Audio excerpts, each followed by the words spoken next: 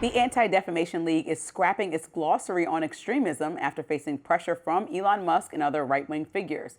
Now, the glossary had more than 1,000 entries of, quote, terms and individuals used by or associated with movements and groups that subscribe to and promote extremist or hateful ideologies. But now, if you search any group or extremist term in the glossary, it returns no results. In a post on X, the organization says, in part, quote, an increasing number of entries in the glossary were outdated. We also saw a number of entries intentionally misrepresented and misused. Moreover, our experts have continued to develop more comprehensive resources and innovative ways to provide information about anti-Semitism, extremism, and hate. Now, conservatives have railed against the ADL for years, accusing it of having a left-wing bias. After Charlie Kirk was murdered, many on the right criticized it for listing Turning Point USA, which was founded by Kirk, under its Center on Extremism.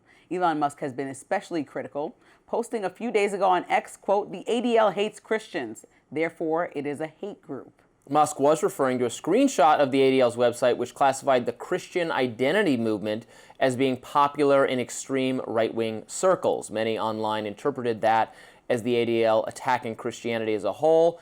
The organization stressed that was not its intention. It writes, quote, Christian identity is a virulently anti-Semitic and loosely organized movement that has nothing to do with mainstream Christianity. The screenshot being shared by some is completely and purposely misleading. The FBI and other experts have all been tracking this movement for years because it has inspired people to violence. So a lot going on here to get into.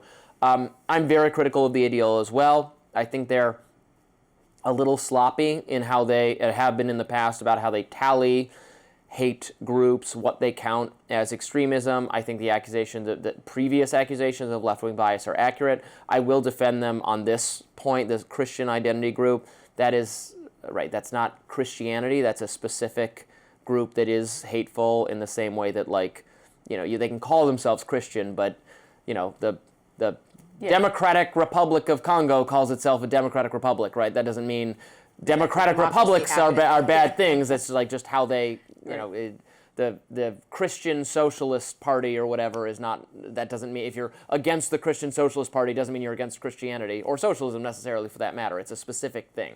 So that's the case of this Christian identity group. So that's not the problem. The problem with them, and I've gone after them in the past. I remember looking at some figure they had on increasing anti-Semitism.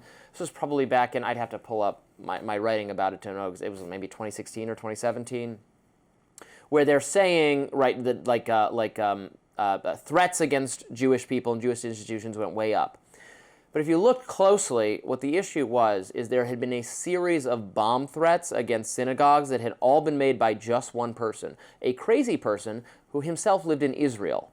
So it was not like, you know what I mean? It wasn't actually like suddenly people are more anti-Semitic and they're calling in bomb threats. You can always count things in a way that makes it look like it's getting worse. And they're not the main offender here. The Southern Poverty Law Center, another hate crime tracking organization, is way, way worse. They have a map that always shows there's more hate groups every year in every state. But if you click on the hate group, you see that it's like 6 people who are in a neo-Nazi group. And then these are all crazy people. And then they have a fight, and their group breaks into 2, and now there's 3 people in one and 3 people in the other. They count this as hate groups increased by 100% in the state of Texas, when it's like, what are we even counting here, guys? And I think we have a tendency in the U.S.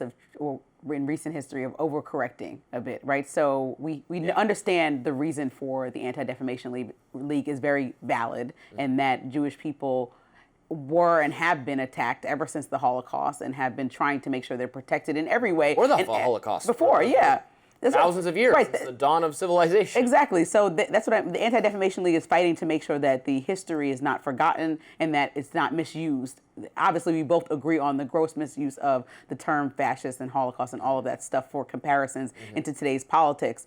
But I think the problem is that after the war between Hamas and Israel, it turned into something where every criticism of Benjamin Netanyahu or conversation after that turned into anti-Semitism. Now, valid, there were plenty of anti-Semitism. We saw it rise at certain places like colleges and universities, that even Harvard said they will make sure to check that that doesn't happen in this climate. Also make sure they'll protect Palestinian students that are also feeling similar things.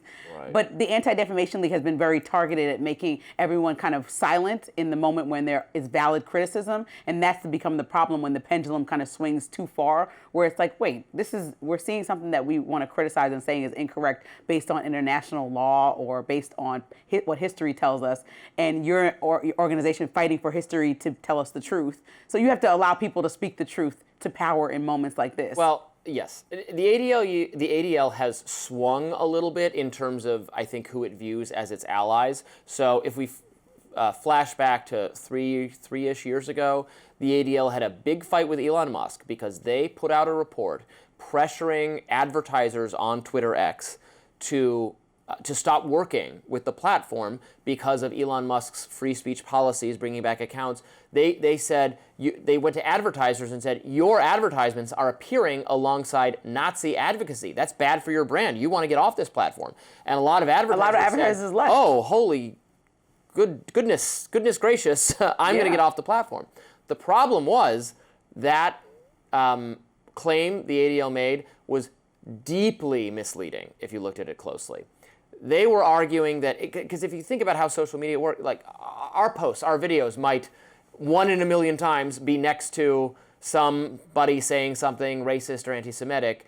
That doesn't mean, it's not like it's printed on a billboard and the billboard next, it doesn't mean it's permanent and it's always like that. It's the algorithm sometimes, so they were making it sound like it was way more pervasive and way more constant than it was in a manipulative way, and Elon Musk was, in my view, correct to be mad at them. Not mad at the advertisers, they don't know, mad at the ADL for making this claim.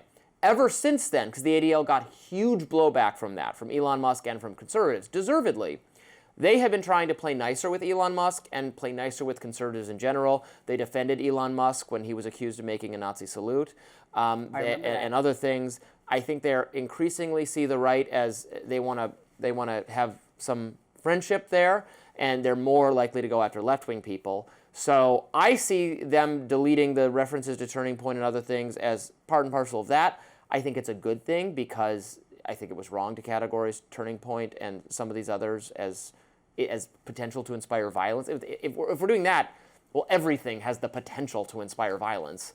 So I agree with the changes they're making. I broadly agree with directionally what they're doing.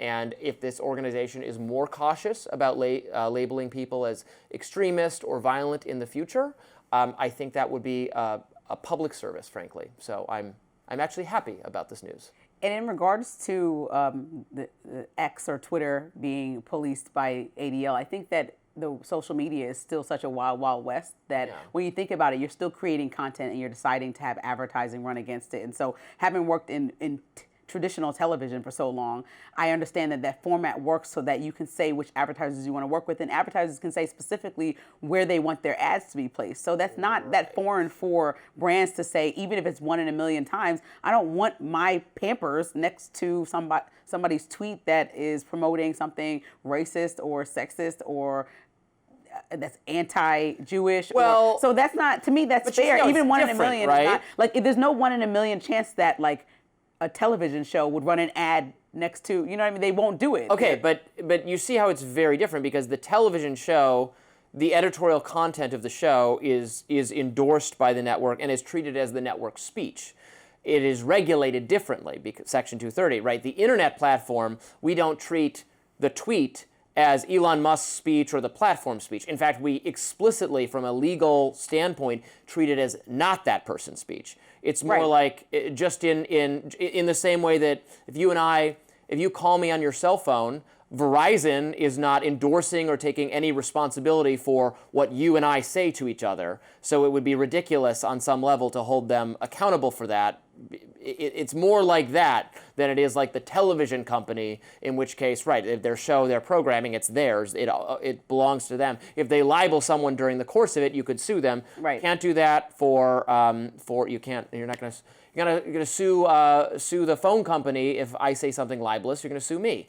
If I say something libelous on Twitter, you're going to sue me. You can't sue Twitter. That's what the regulation says. I just think companies, and you'll notice with X, a lot of companies never came back. So even the advertising went back up a bit, but not as much as it was when it was called Twitter and not they have X. the right not to. And they have the right not to do it. And so Sure, Twitter has become a place that I told you I'm not that much of a fan of, but it is what it is. They have that and right, so but it should be on advertisers misleading premises, which it was with what the ADL had said. Well, I think that companies have a lot of, I don't want to overspeak. Sometimes they have some ridiculous people at the top, but sometimes they have a lot of smart people that are running businesses that consider decisions before they make them. A lot of companies are run by morons. Well, let's say this half and half. So people would come up with the decision, and whoever's still not advertising on X probably thought about it and was like, well, I'm looking what's happening over there. It's looking negative, not looking good. Yeah. Let's get off of this thing. There's some real morons in media. We'll leave it at that. Coming up, Zohran Mamdani accused of making inflammatory statements on The View.